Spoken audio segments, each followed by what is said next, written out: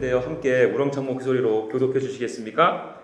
천국은 마치 품꾼을 얻어 포도원에 들여보내려고 이른 아침에 나간 집 주인과 같으니 하루 한 데나리온씩 품꾼들과 약속하여 포도원에 들여보내고 또 제3시에 나가보니 장터에 놀고 서 있는 사람들이 또 있는지라 그들이 이르되 너희도 포도원에 들어가라 내가 너희에게 상담해 주리라 하니 그들이 가고 제6시와 제9시에 또 나가 그와 같이 하고 제11시에도 나가보니 서 있는 사람들이 또 있는지라 이르되 너희는 어찌하여 종일토록 놀고 여기 서 있느냐. 여러분, 지난주에 이어서 이번 주에도 귀한 우리 전도사님을 모시게 되었습니다. 남북교회 청년부를 담당하고 계시는 공진 전도사님인데요, 하나님의 나라라는 제목을 가지고 오늘 귀한 말씀 나눠주실 텐데, 전도사님께서 나오실 때 주님, 내 심령 가운데 진정한 하나님의 나라가 임하여 주옵소서 하는 그런 간절한 마음과 우리 전도사님을 통해서 그 하나님의 나라가 선포되어지길 원합니다 하는 마음으로 전도사님 나오실 때 힘차게 박수로 맞아주시면 고맙겠습니다.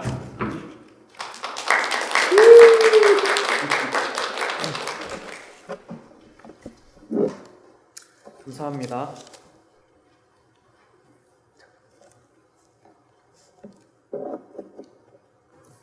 네, 잘 지내셨죠?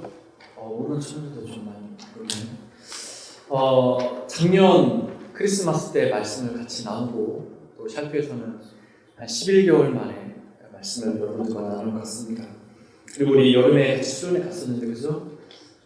겨울에도 여러분 함께 수련하려고 준비하고 있으니까 기대하고 사모하는 마음으로 우리 잘 준비했으면 좋겠습니다. 아멘. 네, 한 분 계시네요. 네, 오늘 하나님의 나라라는 제목으로 여러분들과 함께 말씀을 나누려고 합니다. 여러분, 갑질이라는 단어를 들어보셨나요? 갑질. 영어로 어떻게 트랜슬레이트를 하려고 하시는지 모르겠네. 여러분, 한국에 생긴 신조어 가운데 여러 가지가 있는데 갑질이라는 이 단어가 있어요. 여러분, 어떤 뜻입니까? 갑을 관계에서, 상하 관계에서 이 상에 있는 갑이라는 이 직의 사람이 을이라고 있는 하위의 사람을 부당하게 요구하고 바라는 것, 이것이 갑질이다, 이런 신조어입니다. 한국에서요, 2017년 국가인권위원회 실태조사에 따르면요, 한국 직장인 10명 중에 7명이 이 괴롭힘을 직장에서 당한 경험이다, 이렇게 이야기를 했습니다. 그리고 최근에는 국무총리실 직장인 1,500명을 대상으로 설문조사를 했는데요, 그 결과가 10명 중에 9명이 직장 갑질 문제가 심각하다, 이렇게 답변을 했다고 합니다. 여러분, 그 직장 갑질 일부라는 단체가 있대요. 이 시민단체인데, 여기서 여러 가지 사례 가운데 어떤 갑질이 있었는가 보니까 이런 갑질이 있었다는 거예요. 직장 상사가 여행을 가면서 이 부하 직원에게 자신의 집에 개와 닭 사료를 주라고 한 갑질, 그리고 강제로 자기 자녀 결혼식에 참석하라라는 갑질, 그리고 심지어 신입 직원에게 자기 흰머리를 뽑아라, 이런 갑질이 있었다고 합니다. 또 그 밖에 여러분, 공공기관에서는 직원이 생리휴가, 여성들이 사용하는 그 휴가죠, 사용할 때 생리대를 검사하는 이런 회사도 있었고요. 한 병원에서는 간호사와 직원들에게 긴장 1만 포기를 당기게 하는 이런 경우가 있었고, 또 어떤 경우에는 부모님 암수술을 앞두고 연차를 쓰려는 직원에게 이 상사 직원이 이랬다는 거예요. 부모님이 아직 안 돌아가셨으니 내지 말아라 라고 했다는 것입니다. 여러분, 우리는 어떻습니까? 미국에는 갑질이 없나요? 있는 것 같아요, 그렇죠? 미국에 살면서 여러 가지 신분의 권리 문제, 또 언어의 장벽에 대한 문제로 어려움이나 부당한 대우를 받은 적이 아마 여러분 삶 가운데 실제로 있었을 것이라고 생각이 듭니다. 여러분, 이런 부당한 대우, 이런 갑질, 여러분 경험해봤을 때 여러분 마음이 어떠십니까? 무너지죠, 그렇죠? 세상의 이 힘, 세상의 이 생리라고 할까요? 그렇잖아요. 힘 있는 자가 힘 없는 자를 부르고, 권력 있는 자가 힘 없는 자를 부르는 이 세상의 이치, 세상의 방법, 그렇죠? 갑과 을, 그리고 자본으로 돌아가는 세상이라면 하나님의 나라는 어떨까요? 하나님의 나라. 우리가 주인으로 모시고 계시는 예수님이 세우신 나라, 이 하나님의 나라. 여러분은 어떤 하나님의 나라를 상상하십니까? 어떤 하나님의 나라를 기대하고 또 바라십니까? 오늘 말씀은 천국은 마치 이런 곳이야 하면서 시작합니다. 하나님의 나라는 이런 곳이야 라고 예수님께서 비유로 말씀해주고 계십니다. 1절 말씀 볼까요? 1절 말씀 다 같이 읽어보겠습니다. 천국은 마치 품꾼을 얻어 포도원에 들여보내려고 이른 아침에 나간 집주인과 같으니 천국은 마치 하나님의 나라. 하나님의 나라는 이런 것 같다는 거예요. 오늘 우리가 읽은 이 본문에서 하나님의 나라는 포도원 주인과 그 품꾼과도 같다. 이렇게 예수님께서 말씀하셨어요. 이 포도원 주인이 내용을 보니까 이른 아침에 장터에 나가서 일할 사람을 찾아온 거예요. 이른 아침에 나가서 일할 사람을 찾아서 포도원에 넣어서 일을 하라 맡기고, 또 보니까 제3시에 나가서 장터에 가서 일할 사람을 또 들여보내고, 또 보니까 6시, 제9시, 그리고 제11시에도 그리 한 것을 볼 수 있습니다. 여러분, 우리의 시간의 개념과 이때 당시 유대인들의 시간의 개념이 좀 달라요. 여러분, 이렇게 성경에 기록되어 있어요. 제3시에 나갔다. 그리고 제6시에 나갔다. 제9시에 나갔다. 그리고 제11시에 나갔다. 이렇게 이야기하고 있습니다. 여러분, 유대인들은요, 우리와 시간 계산법이 좀 다른데, 우리는 여러분 0시가 언제죠? 자정. 밤 12시가 다음날 0시잖아요. 그죠? 그리고 새벽 1시, 2시 이렇게 갑니다. 근데 유대인들은 그렇게 생각하잖아요. 유대인들은 해가 뜨면서 0시입니다. 그리고 해가 치면 이제 12시가 되는데, 이 기준을 여러분 여름에는 해가 좀 길고 밤에는 겨울에는 해가 좀 짧잖아요. 그래서 기준을 정했어요. 이들이. 언제 기준 정했냐? 새벽 6시로 기준을 정한 거예요. 그래서 이들은 새벽 6시가 우리가 생각하는 개념의 0시입니다.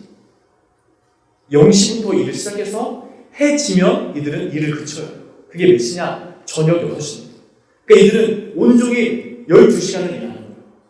새벽 6시부터 밤 6시까지.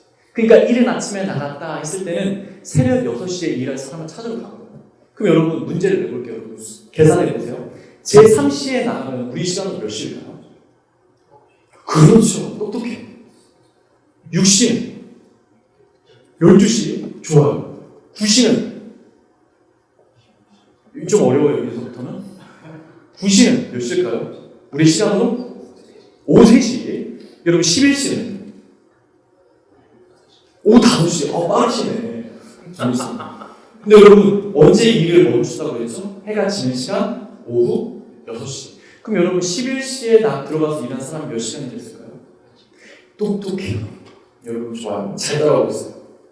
근데 여러분 일단 일을 다 마친 후에 11시 11시 온 사람, 이 사람 1시간 일했고 이른 아침에 온 사람은 12시간 일했는데 이 주인이 어떻게 대접을 하나 보니까 다 똑같이 한 대나를 주죠. 그럼 여러분 일찍 와서 12시간 일한 사람이 억울할까요? 안 억울할까요? 억울하죠. 여러분 일 아니라고 지금 여러분 12시간 일했는데 똑같이 1시간 일한 사람을 돈 받았다고 생각해보세요. 잠이 안 올까? 여러분 이 사람이 12시간 일했는데 똑같이 한 대나를 받는 거예요. 억울하죠. 그래서 여러분 자기의 부당함을 이해하겠어요. 컴플레인 한번 미국 그런 거 잘하죠. 컴플레인에서 주인이 뭐라고 했을까요?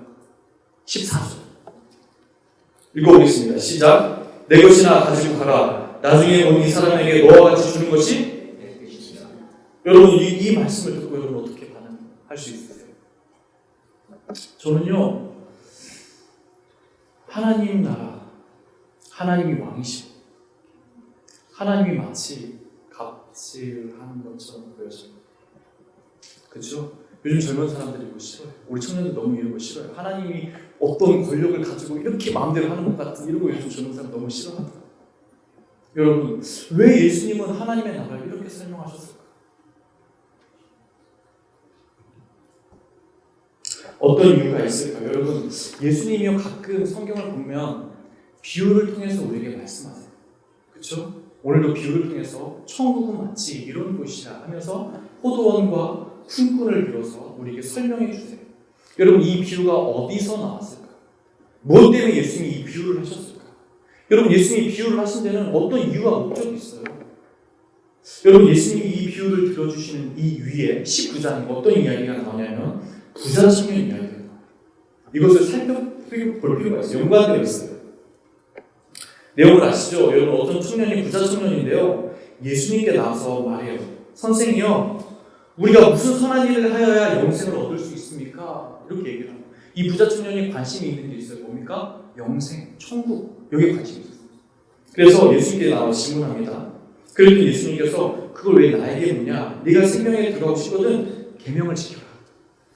네가 알고 있는 하나님의 계명, 율법 그걸 지켜라. 그랬습니다. 그랬더니 이 부자 청년이 이렇게 얘기해요. 제가 자기가 그 계명을 다 지켰다. 여러분 이거 할 말 많아요. 그러나 여러분 넘어갑시다. 이게 본문이 아니니까. 여러분 하나님의 계명을 다 지킬 수 없어요. 그러나 이 친구가 다 지켰다고 지금 얘기하는 거예요.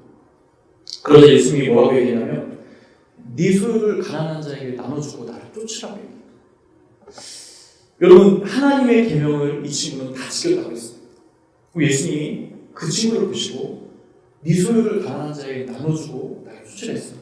여러분 이 친구가 먼저 어디에 관심이 있었다고 그랬죠? 영생, 천국 거기에 관심이 있었어요. 영원한 나라. 그리고 여러분 하나님의 계명을 이 친구가 다 지켰다고 이야기합니다. 근데 여러분 이 친구가 진짜로 신실했을 수도 있어요.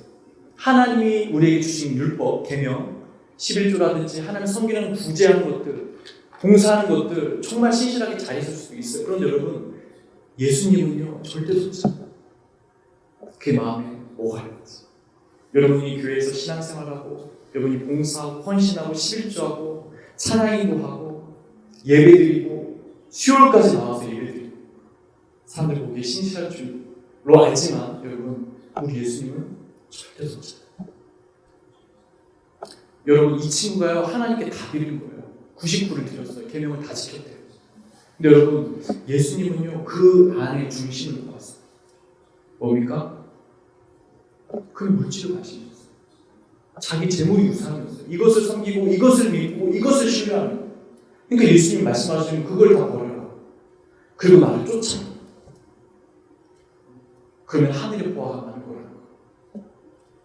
마태복음 19장 21절 말씀 한번 읽어보겠습니다. 시작. 예수께서 이르시되 네가 온전하고 살신데 가서 내 소유를 팔아 가난한 자들에게 주라. 그리하면 하늘에서 보화가 내게 있으리라. 그리고 와서 나를 따르라 하시니 예수님을 속지 않아요. 여러분이 하나님께 99를 드리고 여러분 하나를 감춰놓잖아요. 여러분 예수님은요 그 하나가 왠지 아세요? 그 하나가 여러분의 전부. 그 하나가 100이에요. 예수님 그 하나를 원하십니다. 근데 여러분 이 친구가 근심하며 가니라 그랬어요. 이 친구는 정말 영생에 관심이 있었을까요? 영원한 나라에 관심이 있었을까요? 아니요. 이 친구는요 자기가 가진 것에 관심이 있었던 사람. 그래서 여러분 이 여기서 끝나는 게 아니라 베드로가 이런 얘기를 하는 거예요. 그가요 자기의 소유를 버리지 못하고 내려놓지 못하고 근심하며 돌아가. 그걸 베드로가 봤어요. 베드로가 뭐라고 얘기하냐면 이렇게 얘기하는 거예요. 예수님, 나는 예수님 쫓는데, 나는 그물을 버리고 예수님 쫓았는데 나에게 뭐가 있을까요? 하늘에 보화가 있다는데 그 재물을 다 버리고 나 쫓으면 하늘에 보화가 있다고 예수님께서 말씀하셨는데 예수님 나는 버리고 쫓았는데요. 내가 예수님 쫓았는데 뭐가 있을까요? 그래서 예수님이 비유를 말씀하신 게 이 천국의 비유. 예수님께서 뭐라고 말씀하셨다는 거 같이 생각해 보고 싶습니다. 순간 여러분 베드로가 가지고 있었던 중심에 있었던 그 중심의 생각이 뭐냐면요 자기 의회. 내가 예수님을 쫓는다 이거예요. 저 친구는 못 쫓았는데 나는 쫓아. 그게 여러분 내 의회. 자신을 다 버리고 예수님을 쫓는다는 것입니다.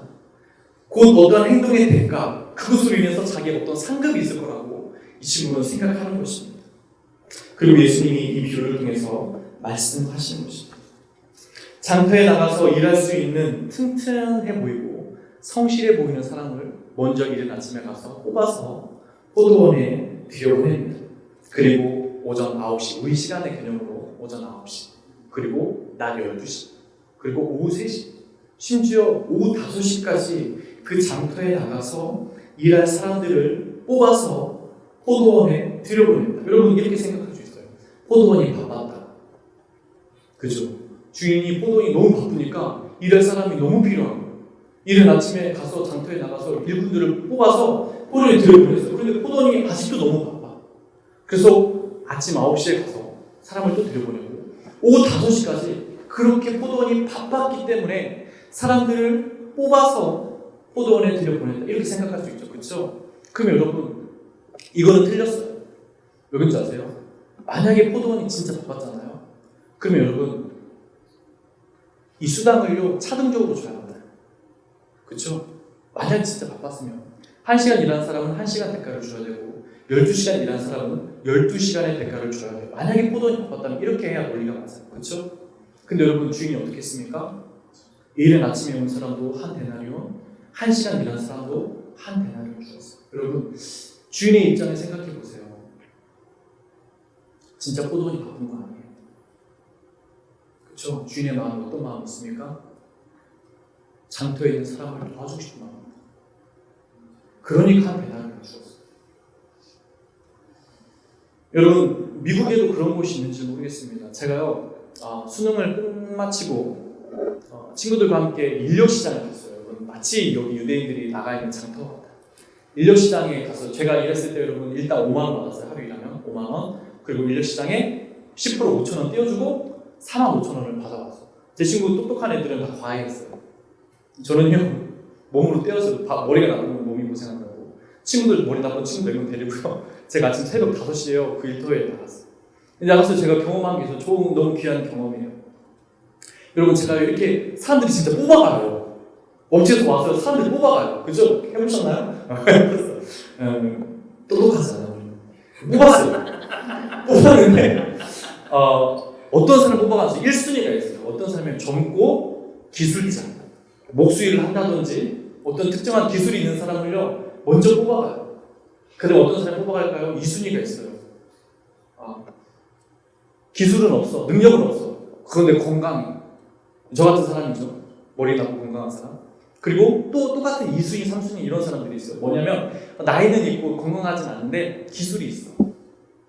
그런 사람들을 또 뽑아가요. 근데 여러분 어떤 사람은요 나이가 많이 드셨고 기술도 없으세요. 그러면요 뽑혀가든지 아니면 허탕을 치든지 그래요. 제가 이걸 어떻게 알았냐면요 어느 날 일을 갔는데 겨울이니까 수능 끝나고 그날은 눈이 왔어요. 눈이 와서 눈이 막 날리는데 그래도 친구들이랑 나갔죠. 불을 쬐고 있어요. 근데 눈이 오다 보니까 일이 많이 없는 거예요. 그래서 그날 저도 못 나갔거든요. 근데 거기 계시는 어르신들이 계속 불 쬐고 계시네요. 근데 그분들이 하는 말을 제가 우연히 들었는데 오늘도 허탕이네 이러고 가셨어요. 힘없고 연약한 기술 없는 사람들이 사실은 그 사람들은 어제도 일 못했을 가능성이 많고 그 전날에도 일 못했을 가능성이 많습니다. 근데 오늘도 허탕이네 이러면서 돌아가셨어요. 여러분 오후 5시까지 장터에 남아있는 사람들의 심정을 생각해 보셨습니까? 어떻게 오후 5시까지 장터에 남아있을 수 있죠? 여러분 사실은 장터에서 여러분 한두 시간 지나면 오늘 허탕 쳤다 이러고 돌아가는 게 맞아요. 그렇죠? 근데 여러분 9시가 됐는데 오전 9시가 됐는데 돌아가지 않아요. 오후 12시가 됐는데 점심시간이 됐는데도 돌아가지 않아요. 오후 3시 심지어 오후 5시 여러분 소망이 없어요. 이제 오늘 일할 수 없어요. 너무나도 당연한 사실 아닙니까? 그런데도 여러분 이 사람들이 돌아가지 못하고 왜 그랬을까요? 돌아가지 못하는 딱 한 사람이 있는 거예요. 여러분. 오늘은 허탕 치면 안 되는 거예요. 집에 가면 처자식이 기다리고 있고 정말 돈이 필요한 어떤 사람일 수 있어요. 그들에게 근데 여러분 여전히 소망은 없지만 그곳을 떠나지도 못하는 거예요. 여러분 주인이 그 마음을 알았어요. 그래서 여러분 도와주고 싶은 마음이 그 주인에게 있었던 것을 우리는 보게 됩니다. 주인이 오후 5시에도 장터에 나와서 나와봅니다. 그리고 모든 일이 6시면 끝나는데 1시간밖에 남아있지 않는데 장터에 가서 사람들에게 이렇게 묻습니다. 6절, 7절 말씀 이렇게 말씀을 볼까요? 없나요? 네, 제가 읽을게요. 제11시에도 나가보니 서 있는 사람들이 또 있는지라 이르되 너희는 어찌하여 종일토록 놀고서 여기 서 있느냐? 이르되 우리를 품꾼으로 쓰는 이가 없음이니이다. 이르되 너희도 포도원에 들어가라 하니라. 1시간밖에 안 남았는데 주인은 그들을 뽑아서 포도원으로 들여보냅니다. 여러분, 아무런 소망이 없었던 그 사람, 그날 허탕친 그 사람, 1시간 일할 수 있습니다. 그 사람이 포도원에 들어갔습니다. 어떻게 일했을까요? 그가 포도원에서 정말 어떻게 일했을까요? 제가 노가다 해볼 때 있잖아요. 그때도 6시면 끝나거든요. 해치면 끝나요. 5시 되잖아요. 어르신들이요 막걸리 드셔요. 오늘 일 다 끝났다 이러고 정리하시면서 일찍 정리하시는 분들 진짜 막걸리를 사다가 앉아서 드시더라고요. 여러분, 5시에 들어온 사람 그렇게 할 수 있었을까요? 아니에요. 그렇게 못해요. 정말 열심히 했어요. 그죠? 그 주인한테 감사한 마음이 컸어요. 정말 은혜일 거예요. 이른 아침에 온 사람과 오후 5시에 온 사람의 마음가짐이 다른 것을 우리는 쉽게 알 수 있습니다. 여러분 오늘 주말 몇 시에 온 사람입니까? 여러분이 하나님께서 여러분에게 맡겨주신 그 일들을 감사하며 은혜로 받은 것이라고 여기며 감당하고 있습니까? 아니면 이른 아침에 온 사람처럼 원망하고 불평하며 그렇게 주님 앞에 서 있습니까? 여러분, 이 주인이요, 일이 다 끝난 이후에 그날 일당을 주는데 그 일당 주는 방법이요, 다분히 의도적이에요. 여러분, 자, 제가 말씀 보겠습니다. 8절에서 10절까지. 8절에서 10절까지 주인이요, 일당을 주는데 주인이 일당 주는 방법이 좀 특이해요. 보겠습니다.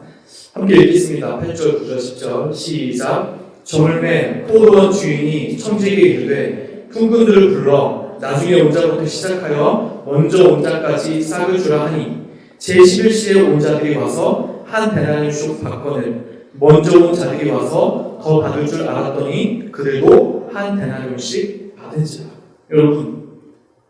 여러분이 사장이라고 생각해 보세요. 어떻게 그 일당을 주는 게 맞습니까? 다 감사할 수 있는 방법. 여러분, 제가 사장이라면 이렇게 줄 것 같아요. 이른 아침에 온 사람 한 데나리온을 보낼 거예요. 여러분, 한 데나리온을 약속했어요. 일 시작할 때 한 데나리온을 약속하고요, 한 데나리온을 받기로 하고 들어간 거란 말이에요. 그리고 한 데나리온을 주었어요. 그럼 이 사람이요, 자기 일하고 자기 할당량 받았어요. 갔으면 됐죠? 그리고 여러분, 9시 온 사람, 다음 아침 9시 온 사람 한 데나리온 주고, 저는 9시간밖에 괜찮아. 내가 너의 사정을 알아. 감사하면 갔을 거예요. 12시에 온 사람 동일하게 6시간밖에 일 안 했는데 알아. 다 괜찮아. 3시에 온 사람, 5시에 온 사람 저는 1시간밖에 일 안 했는데 괜찮아. 너무 감사해서 갔어요. 근데 여러분, 주인이요 그렇게 하지 않았어요. 나 같으면 그렇게 했을 거예요.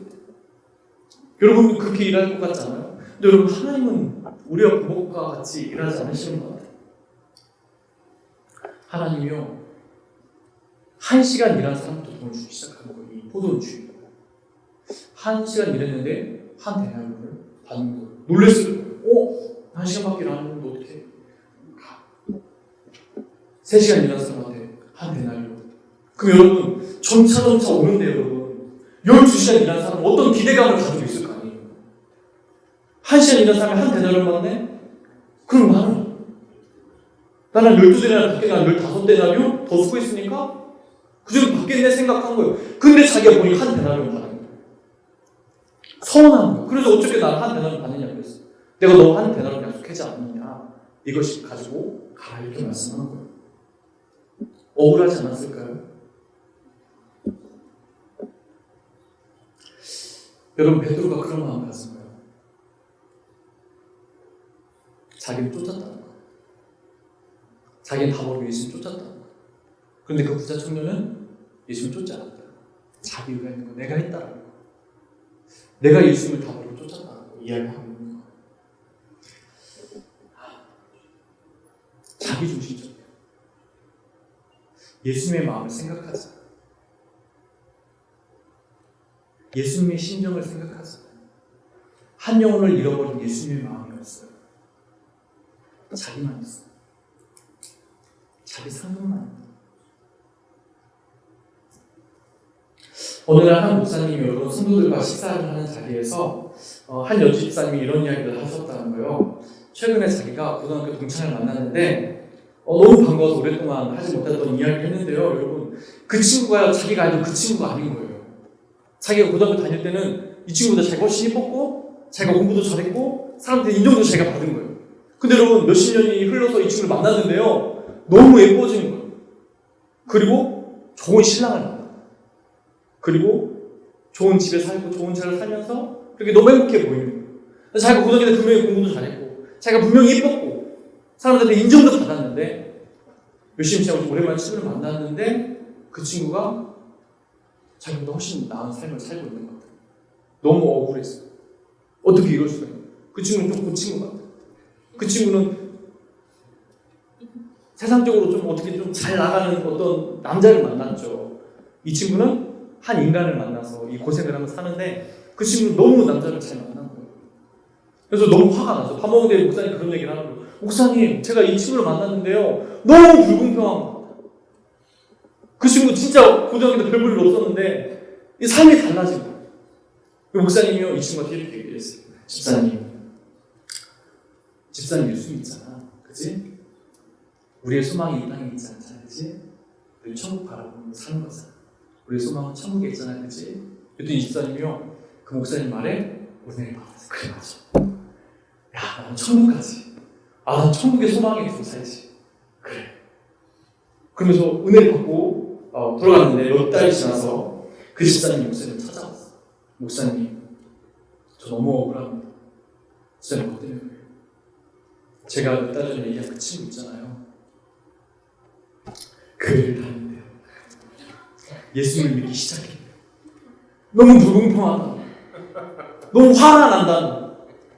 난 이 땅에서도 이놈을 만나가지고 고생을 하고 있는데 얘는 이 땅에서도 잘 살고 예수도 믿어 천국도 가고 너무 화가 났어요. 그러자 그 목사님이 그 성도에게 이랬다는 거예요. 집사님, 그게 왜 화낼 일일까?